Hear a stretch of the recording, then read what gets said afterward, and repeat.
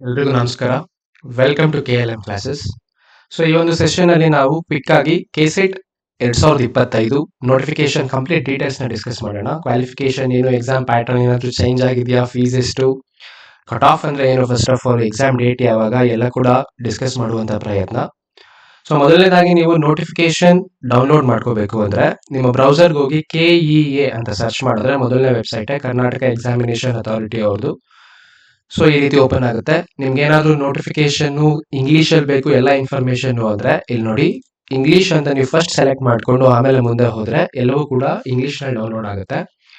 So ಪ್ರವೇಶ ಅಂತ ಒಂದು ಆಪ್ಷನ್ ಇದೆ, ಇಲ್ಲಿ ನೀವು ಕ್ಲಿಕ್ ಮಾಡಿದ್ರೆ ಎಲ್ಲಾ 3 ವರ್ಷದ KCET ರಿಲೇಟೆಡ್ ಇನ್ಫಾರ್ಮೇಶನ್ ಇಲ್ಲಿ ಅವೈಲೇಬಲ್ ಇದೆ. ಇದರಲ್ಲಿ 2025 ನೀವು ಓಪನ್ ಮಾಡಿದ್ರೆ ಇರೋದು ಒಂದೇ ಲಿಂಕು, ಯಾಕಂದ್ರೆ ಈಗಿನ್ನು ಎಕ್ಸಾಮ್ ಸ್ಟಾರ್ಟ್ ಆಗ್ತಾ ಇದೆ ಎಲ್ಲ ಪ್ರೊಸೀಜರ್ಸ್. ಸೊ ಅಧಿಸೂಚನೆ ಅಂತ ಇದೆ, ನೀವು ಇದನ್ನ ಕ್ಲಿಕ್ ಓಪನ್ ಮಾಡಿದ್ರೆ ಒಂದು PDF ಓಪನ್ ಆಗುತ್ತೆ. ಅಂಡ್ ಈ ಒಂದು PDF ಅಲ್ಲಿ ಸ್ಟಾರ್ಟಿಂಗ್ ಪೇಜ್ ಅಲ್ಲೇ ಆಲ್ಮೋಸ್ಟ್ ಎಲ್ಲ ಇಂಪಾರ್ಟೆಂಟ್ ಡೇಟ್ಸ್ ಗಳನ್ನ ಕೊಟ್ಬಿಟ್ಟಿದ್ದಾರೆ. ಸೊ ಎಕ್ಸಾಮ್ ಯಾವಾಗ ನಡೆಯುತ್ತೆ ಅಂದ್ರೆ ಕ್ಲಿಯರ್ ಆಗಿ ಹೇಳಿದ್ದಾರೆ, ನವೆಂಬರ್ 2ನೇ ತಾರೀಕು ಭಾನುವಾರ ಎಕ್ಸಾಮ್ ನಡೆಯುತ್ತೆ ಅಂತ. ಇನ್ನ ಅರ್ಜಿ ಸಲ್ಲಿಸಿಕೆ ಪ್ರಾರಂಭ ಯಾವಾಗ ಅಂದ್ರೆ ಇದೇ ತಿಂಗಳು ಆಗಸ್ಟ್ ಇಂದ 28ನೇ ತಾರೀಕಿಂದ ಸ್ಟಾರ್ಟ್ ಆಗುತ್ತೆ. ಅಂಡ್ ಕೊನೆ ದಿನಾಂಕ ಸೆಪ್ಟೆಂಬರ್ 18ನೇ ತಾರೀಕು ಇರುತ್ತೆ. ಫೀಸ್ ಪೇ ಮಾಡೋದಕ್ಕೆ ಲಾಸ್ಟ್ ಡೇಟು 19th ಸೆಪ್ಟೆಂಬರ್ ಇರುತ್ತೆ. ಹಾಲ್ ಟಿಕೆಟು ಅಕ್ಟೋಬರ್ 24ನೇ ತಾರೀಕು ಅವೈಲೇಬಲ್ ಆಗುತ್ತೆ. ಅಂಡ್ ಎಕ್ಸಾಮು ನವೆಂಬರ್ 2ನೇ ತಾರೀಕು ನಡೆಯುತ್ತೆ ಅಂತ ಕಂಪ್ಲೀಟ್ ಆಗಿ ಇಲ್ಲೇ ಸ್ಟಾರ್ಟಿಂಗ್ ಪೇಜಲ್ಲೇ ಕೊಟ್ಟಿದ್ದಾರೆ. ಇನ್ನ ಕ್ವಾಲಿಫಿಕೇಶನ್ ನೋಡೋದಾದ್ರೆ ನೀವೇನ್ ಮಾಸ್ಟರ್ಸ್ ಮಾಡಿರ್ತೀರ, ಈ ಎಕ್ಸಾಮು ಮಾಸ್ಟರ್ಸ್ ಮಿನಿಮಮ್ ಕ್ವಾಲಿಫಿಕೇಶನ್ ಬೇಕಾಗುತ್ತೆ. ಅಂಡ್ ಮಾಸ್ಟರ್ಸ್ ಅಲ್ಲಿ ಸಾಮಾನ್ಯ ವರ್ಗದವರು ಮಿನಿಮಮ್ 55% ಸ್ಕೋರ್ ಇರಬೇಕು.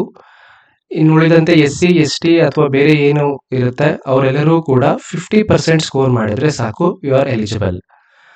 ಜೊತೆಗೆ ಯಾರೆಲ್ಲ ಈಗಿನ್ನೂ ಮಾಸ್ಟರ್ಸ್ ಸೇರ್ಕೊಂಡಿದ್ದೀರಾ, ಫಸ್ಟ್ ಇಯರ್ ಸೆಕೆಂಡ್ ಇಯರ್ ಅಲ್ಲಿ ಓದ್ತಾ ಇದ್ದೀರಾ, ನೀವು ಕೂಡ ಈ ಒಂದು ಎಕ್ಸಾಮ್ಗೆ ಎಲಿಜಿಬಲ್ ಇರ್ತೀರಾ, both first year and second year.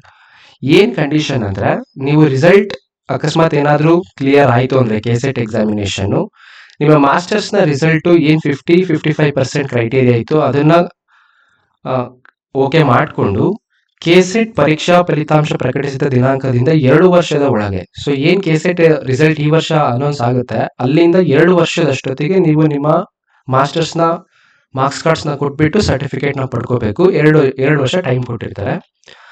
ಇನ್ನ ಅದಾದ್ಮೇಲೆ ಏಜ್ ಲಿಮಿಟ್ ನೋಡೋದಾದ್ರೆ ಗರಿಷ್ಠ ವಯೋಮಿತಿ ಇರುವುದಿಲ್ಲ, there is no upper age limit. So ಇದೊಂದು ಎಲಿಜಿಬಿಲಿಟಿ ಎಕ್ಸಾಮ್ ಆಗಿರೋದ್ರಿಂದ ನೀವು ಬರಿಬಹುದಾಗಿರುತ್ತೆ. ಅಂಡ್ ಮಿನಿಮಮ್ ಏಜ್ ಕೇಳೋದಾದ್ರೆ ಮಾಸ್ಟರ್ಸ್ ಅಲ್ಲಿ ಫಸ್ಟ್ ಇಯರ್ ಅಲ್ಲಿ ನೀವು ಅಡ್ಮಿಷನ್ ಆಗಿರ್ಬೇಕಷ್ಟೇ. ಇನ್ನು ಅದಾದ್ಮೇಲೆ ಫೀಸ್ ನೋಡೋದಾದ್ರೆ ಸಾಮಾನ್ಯ ವರ್ಗ, ಪ್ರವರ್ಗ 2A 2B 3A 3B ಹಾಗೂ ಇತರೆ ರಾಜ್ಯದ ಅಭ್ಯರ್ಥಿಗಳಿಗೆ 1000 ರೂಪಾಯಿ ಫೀಸ್ ಇರುತ್ತೆ.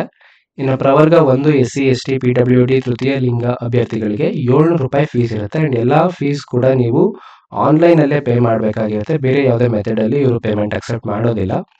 ವೆರಿ ಇಂಪಾರ್ಟೆಂಟ್ಲಿ ಎಕ್ಸಾಮಿನೇಷನ್ ಪ್ಯಾಟರ್ನ್ ನೋಡೋದಾದ್ರೆ ಟೋಟಲ್ ಆಗಿ 2 ಪತ್ರಿಕೆ ಇರುತ್ತೆ. ಮೊದಲನೇದು ಜನರಲ್ ಪೇಪರು, ಎರಡನೇದು ನಿಮ್ಮ ಸಬ್ಜೆಕ್ಟ್ ರಿಲೇಟೆಡ್ ಪೇಪರು. ಮೊದಲನೇ ಪತ್ರಿಕೆ ಎಲ್ರಿಗೂ ಕೂಡ ಕಾಮನ್ ಇರುತ್ತೆ, ಸೇಮ್ ಇರುತ್ತೆ. ಎರಡನೇ ಪತ್ರಿಕೆ ನಿಮ್ಮ ಸಬ್ಜೆಕ್ಟ್ ಮೇಲೆ ಇರುತ್ತೆ.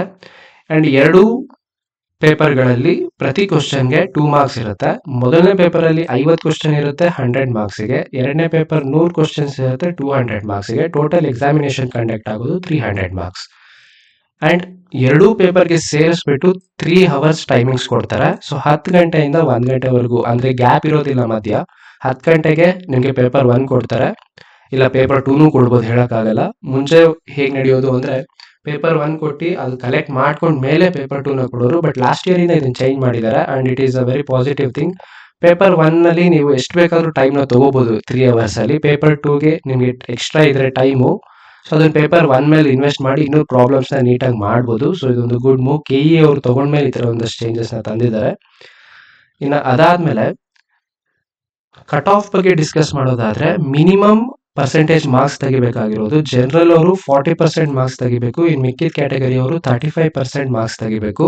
ಅಂಡ್ ನೆನ್ಪಿರ್ಲಿ, ನೀವು 40% ಮಾರ್ಕ್ಸ್ ತೆಗೆದಿದ ತಕ್ಷಣ ನೀವು ಪಾಸ್ ಆಗ್ಬಿಟ್ರೆ ಎಲಿಜಿಬಲ್ ಆದ್ರಿ ಅಂತಲ್ಲ. ಸೊ ಇದು ಜಸ್ಟ್ ಮಿನಿಮಮ್ ಮಾರ್ಕ್ಸ್ ತೆಗಿಬೇಕಾಗಿರೋದು. ಸೊ ಯಾವುದೇ ಎಲಿಜಿಬಿಲಿಟಿ ಎಕ್ಸಾಮ್ 6% ಕ್ರೈಟೀರಿಯಾನ ಫಾಲೋ ಮಾಡುತ್ತೆ. 6% ಕ್ರೈಟೀರಿಯಾ ಅಂದ್ರೆ ಏನು? 100 ಜನ ಎಕ್ಸಾಮ್ ನ ಅಪ್ಲೈ ಮಾಡಿದ್ರೆ 6 ಜನಕ್ಕೆ ಮಾತ್ರ ಎಲಿಜಿಬಿಲಿಟಿ ಕ್ರೈಟೀರಿಯಾ ಕೊಡ್ತಾರೆ ಅವರು. ಸೊ ಈಗ ಕಟ್ ಆಫ್ ಯಾವ್ದ್ರ ಮೇಲೆ ಡಿಸೈಡ್ ಆಗುತ್ತೆ ಅಂದ್ರೆ 100 ಜನಕ್ಕೆ ಎಲ್ಲರೂ ತುಂಬಾ ಚೆನ್ನಾಗಿ ಎಕ್ಸಾಮ್ ಮಾಡಿದ್ರೆ ಕಟ್ ಆಫ್ ತುಂಬಾ ಜಾಸ್ತಿ ನಿಲ್ಲುತ್ತೆ, ಆವ್ರೇಜ್ ಇದ್ರೆ ಮೀಡಿಯಂ ಆಗಿರುತ್ತೆ ಕಟ್ ಆಫ್. ಸೊ ಈ ತರ, ಬಟ್ ಇದು ಮಿನಿಮಮ್ ಮಾರ್ಕ್ಸ್ ತೆಗಿಬೇಕು ಅಂತ ಅಷ್ಟೇ.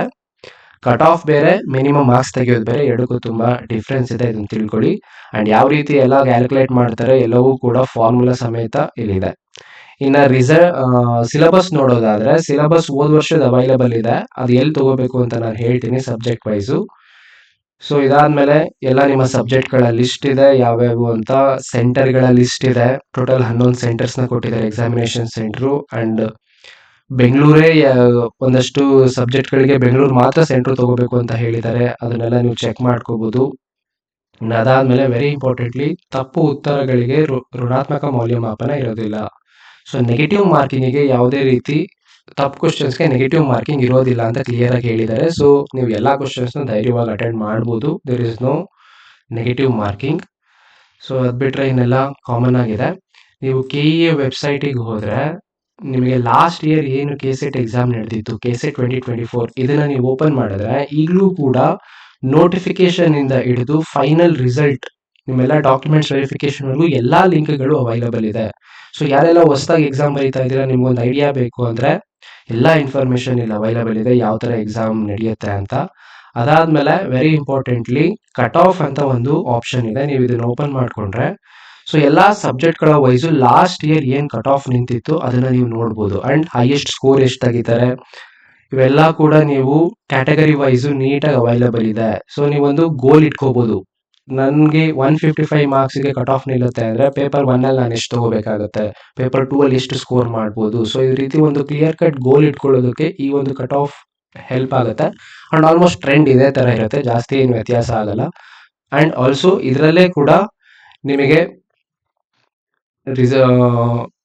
ಸಿಲೆಬಸ್ ಕೂಡ ಅವೈಲಬಲ್ ಇದೆ ಇಲ್ಲೇ. ಸೊ ನೀವು ಸಿಲೆಬಸ್ನು ಕೂಡ ಇಲ್ಲೇ ಡೌನ್ಲೋಡ್ ಮಾಡ್ಕೋಬಹುದು. KCET ಪಠ್ಯಕ್ರಮ ಅಂತ ಇದೆ ನೋಡಿ, ಇಲ್ಲಿ ಓಪನ್ ಮಾಡಿದ್ರೆ ಎಲ್ಲಾ ಸಬ್ಜೆಕ್ಟ್ ವೈಸು ಸಿಲೆಬಸ್ ಅವೈಲಬಲ್ ಇದೆ, ಇನ್ಕ್ಲೂಡಿಂಗ್ ಜನರಲ್ ಪೇಪರ್, ಸಾಮಾನ್ಯ ವಿಷಯ ಪಠ್ಯಕ್ರಮ. ಸೊ ಆಲ್ ದ ಬೆಸ್ಟ್, ಇನ್ನೂ ತುಂಬಾ ಟೈಮ್ ಇದೆ, ಓದಿ. ನೀವು ಕೂಡ ಟೀಚಿಂಗ್ ಫೀಲ್ಡ್ ಅಲ್ಲಿ ಪ್ರೊಫೆಷನ್ ಮಾಡ್ಕೋಬೇಕು ಅಂತ ಇದ್ರೆ ಈ ಒಂದು ಎಕ್ಸಾಮ್ ತುಂಬಾ ಹೆಲ್ಪ್ ಆಗುತ್ತೆ. ಅಂಡ್ ರಿಮೆಂಬರ್, KCET ಕ್ಲಿಯರ್ ಆಗಿದ ತಕ್ಷಣ ನಿಮ್ಗೆ ಯಾವ್ದೋ ಜಾಬ್ ಸಿಗುತ್ತೆ ಅಂತಲ್ಲ, ಇದೊಂದಿದ್ರೆ ನಿಮ್ಗೆ ಎಲಿಜಿಬಿಲಿಟಿ ಇರ್ತೀರಾ. ಯಾವ್ದಾದ್ರು ನೆಕ್ಸ್ಟ್ ಕಾಲ್ ಆದ್ರೆ ನೀವು ಎಕ್ಸಾಮ್ ತಗೋಬಹುದು, you are eligible. And private sector ಅಲ್ಲೂ ಕೂಡ ನೀವು KCET ಕ್ಲಿಯರ್ ಮಾಡಿದೀರಾ ಅಂದ್ರೆ ಸ್ಯಾಲರಿ ವೈಸ್ ಹೆಲ್ಪ್ ಆಗುತ್ತೆ ಅಂತ ಹೇಳ್ತಾ, ಸೊ ನೆಕ್ಸ್ಟ್ ಬರೋವಂಥ ಟೈಮಿಂಗ್ ಅಲ್ಲಿ ನಾನು ಇಂಪಾರ್ಟೆಂಟ್ ಟಾಪಿಕ್ಸ್ ಮೇಲೆ ಕ್ಲಾಸಸ್ ಇದೇ ತರ ತರ್ತೀನಿ ಅಂತ ಹೇಳ್ತಾ ನೆಕ್ಸ್ಟ್ ವಿಡಿಯೋದಲ್ಲಿ ಸಿಗೋಣ. Thank you.